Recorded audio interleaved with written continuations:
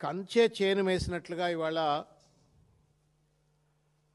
తెలంగాణ రాష్ట్ర ప్రభుత్వం, ముఖ్యంగా ముఖ్యమంత్రి కనుసన్నల్లో పనిచేసేటువంటి కొంతమంది పెద్దలు ఇవాళ సినిమా పరిశ్రమ పైన పెద్ద ఎత్తున ఇవాళ జులుం చలాయిస్తూ ఉన్నారు. అదిరించా, బెదిరించా, నయాన్న, భయాన్న లొంగ తీసుకొని వాళ్ళ సినిమా పరిశ్రమ ద్వారా విచ్చలవిడిగా అవినీతికి పాల్పడుతూ డబ్బులు దండుకుంటున్నట్లుగా స్పష్టంగా కనబడతా ఉంది.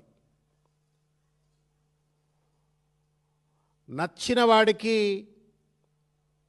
నజరానా, నచ్చని వాడికి జుర్మానా, ఇది రేవంత్ రెడ్డి గారి యొక్క నయా ఫర్మాన్ లెక్క ఈరోజు వ్యవహరిస్తున్నటువంటి ఒక తీరు నవ్వాలనా ఏడవాలనా, ఇటువంటి భావదారిద్ర్యంతో ప్రతి దాంట్లో కూడా కమిషన్లు దండుకోవాలా అనేటువంటి ఒక నీచ వైఖరి ఉన్నటువంటి ఒక పెద్ద మనుషులు ఇవాళ ప్రభుత్వాన్ని నడుపుతూ ఉన్నారు. ముఖ్యమంత్రి కుర్చీలో కూర్చున్నారు అనటానికి చూస్తూ ఉంటే చాలా బాధ కలుగుతున్నటువంటి ఒక పరిస్థితి.